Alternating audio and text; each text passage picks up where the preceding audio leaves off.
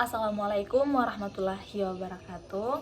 Perkenalkan, nama saya Salma Hira dengan NIM A11123058, mahasiswa program studi Pendidikan Bahasa dan Sastra Indonesia.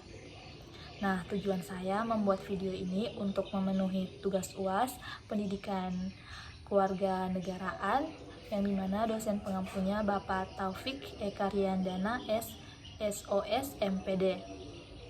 Nah, materi yang saya ambil itu terkait dinamika konstitusional. Sebelumnya saya akan menjelaskan apa sih itu dinamika konstitusional dan apa itu pendidikan kewarganegaraan. Jadi, dinamika konstitusional ini merujuk pada perubahan dan perkembangan yang terjadi dalam suatu konstitusi atau undang-undang dasar. Nah, perubahan ini bisa terjadi secara formal melalui proses amandemen atau secara informal melalui interpretasi hukum oleh lembaga peradilan. Dinamika ini sangat dipengaruhi oleh berbagai faktor seperti perkembangan masyarakat, perubahan nilai-nilai, serta dinamika politik. Sedangkan pendidikan kewarganegaraan adalah proses belajar mengajar yang bertujuan untuk menanamkan nilai-nilai kebangsaan, kesadaran akan hak dan kewajiban sebagai warga negara, serta kemampuan untuk berpartisipasi aktif dalam kehidupan bermasyarakat, berbangsa, dan bernegara. Nah, jika dikaitkan antara dinamika konstitusional dan pendidikan kewarganegaraan, kaitan keduanya itu sangat erat karena pendidikan kewarganegaraan berperan penting dalam mensosialisasikan nilai-nilai konstitusional kepada masyarakat, khususnya generasi muda.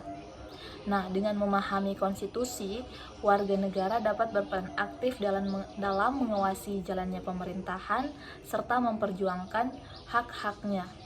Nah, dalam materi ini saya mengambil kasus tentang refleksi pemilu 2024 terkait ambisi politik dan kekalahan hukum.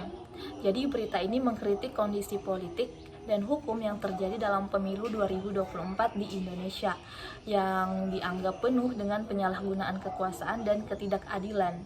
Jadi pemilu seharusnya menjadi sarana pergantian kekuasaan yang bebas, jujur, dan adil, namun kenyataannya terdapat banyak campur tangan politik yang mempengaruhi hasil, termasuk keterlibatan pejabat pemerintah dan manipulasi sistem perhitungan suara. Mungkin kasus yang sambil kurang lebih seperti itu.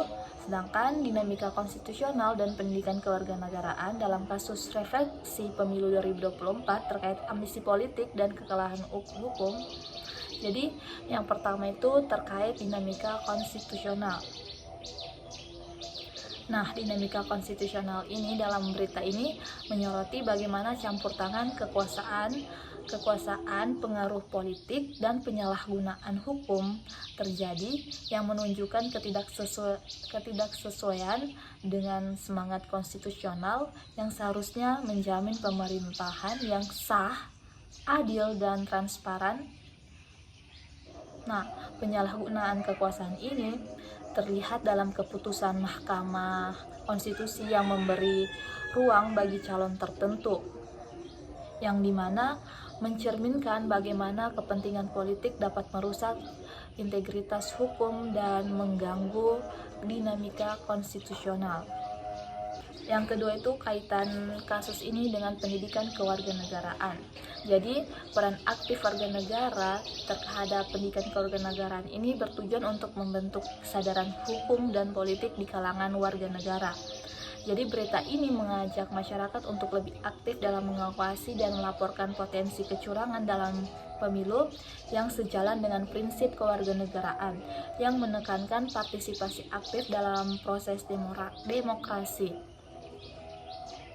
Masyarakat sebagai pemegang kedaulatan harus tahu hak-haknya dan berperan dalam menjaga integritas proses pemilu. Mungkin sekian yang dapat saya jelaskan. Terima kasih. Bye-bye. Wassalamualaikum warahmatullahi wabarakatuh. Audio Jungle.